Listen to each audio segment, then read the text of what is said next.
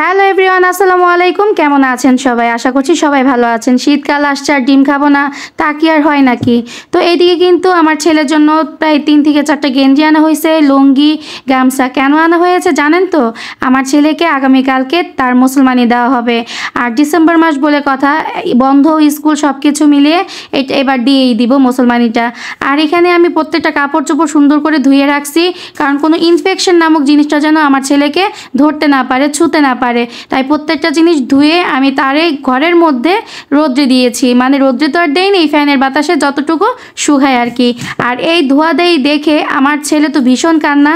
সে তো অনেক শক্ত ছিল মুসলমানি করবে। দেখেন কি বলবো, আমার নিজেরই হাসি পাইতেছে। আমার ছেলে, আমি কাপড় চোপড় ধুইছি এর জন্য সে কান্নাকাটি শুরু করছে আর মাথা ঘোরাচ্ছে আর বলতেছে যে আমার ওইটা আমি কাটতে দিব না।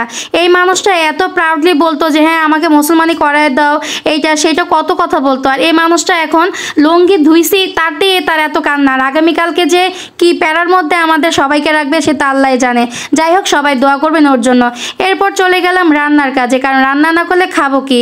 তো এখানে আমি নলা মাছ, শীতের কালে উঠে বড় বড় নলা, তো এই মাছটা আমার খুবই পছন্দ। আর যদি সিম দিয়ে, আলু দিয়ে বা বিভিন্ন বেগুন টেগুন দিয়ে রান্না করা যায় তো বলা যায় সেই স্বাদ। কি খেলাম।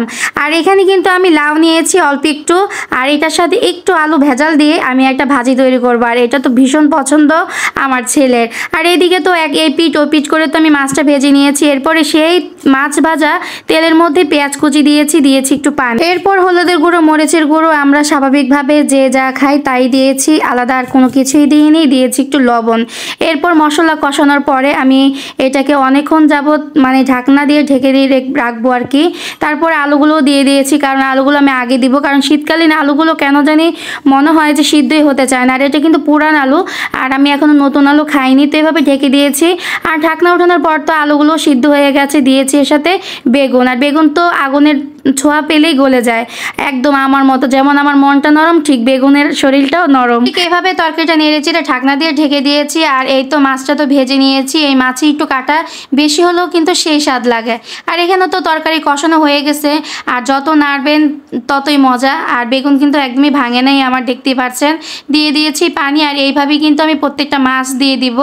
আর মাছটা কিন্তু অনেক মজা, অবশ্যই ট্রাই করবেন, খাবেন এবং আমাকেও কমেন্ট করে জানাবেন আসলে কি মাছটা মজা কিনা। জানি না, সবার রুচি তো আর এক হয় না। আমার কাছে মাছটা ভীষণ ভালো লাগে শীতকালীন, কিন্তু এই মাছটা আমি অনেক খাই, কিন্তু বড় মাছটাই খাই। এর ছোট মাছটা থাকে কিন্তু আমি ছোটটা খাই না। তো যাই হোক, এভাবেই কিন্তু অনেক ধনিয়া পাতা দিয়েছি। আর শীতকালীন আসছে, ধনিয়া পাতা খাবো না তা তো আর হয় না। আমি কিন্তু ধনিয়া পাতার বীজও কিনে নিয়ে আসছি, এটি ইনশাল্লাহ লাগাবো, সেটা ভিডিওতে শেয়ার করবো। আর আমার ছোট বোন তো সবসময় বলে এই বান্দা এত ধনিয়া পাতা খায় যা বলার বাইরে। ভিডিওটা এডিট করার সময় মুখ থেকে লালা পড়ছে আমার, বিশ্বাস যদি করেন। মানে কি বলবো, তরকারির কালারটা তো জাস্ট মাশাল্লাহ, ওয়াও তো আর বলা যাবে না, মাশাল্লাহ বলতে হয়, বিশেষ করে ভালো কিছু দেখলে। আর এই তো ফাইনাল লুক দেখলেন। আর এদিকে তো আমি পেঁয়াজ, কাঁচামরিচ, তেল একেবারেই দিয়ে দিয়েছি, যেহেতু আমি লাউ ভাজিটা করব। আর আমি ছোটোবেলা থেকে আমি আমার ছেলেকে প্রত্যেকটা সবজি খাওয়ানোর চেষ্টা করেছি, অবশ্যই আমি সফল হয়েছি। আমার ছেলে শাক সবজি ছাড়া এখন ভাত খেতেই চায় না, কিন্তু মাছটা নিয়ে প্রবলেম। ছোটোবেলায় ওর খালামণির গলায় মাছের কাঁটা আটকে যায়, তো সেটা যখন দেখে যে আমার বোন বমি করতেছে, তো সেই নলেজটা ওর মাথা থেকে এখনও যায়নি। তো ও এখনও মাছ খেতে গেলে খুবই ভয় পায়, আর বলে যে ছোটো আম্মু বমি করছে, গলায় কাঁটা বিঁধছে, আমি খাবো না, হ্যান ত্যান অনেক করে আর কি, মাছটা খেতে চায় না। তো যাই হোক, ইনশাল্লাহ সেটাও খাবে। আর আমি যদি খাওয়াই সবই খায়, নিজের হাতে কিছুই খেতে চায় না।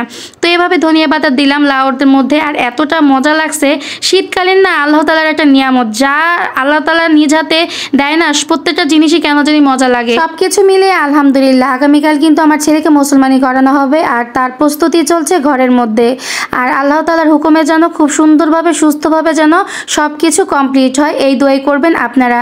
আজ এই পর্যন্তই। সবাই ভালো থাকবেন, সুস্থ থাকবেন। আল্লাহ হাফেজ।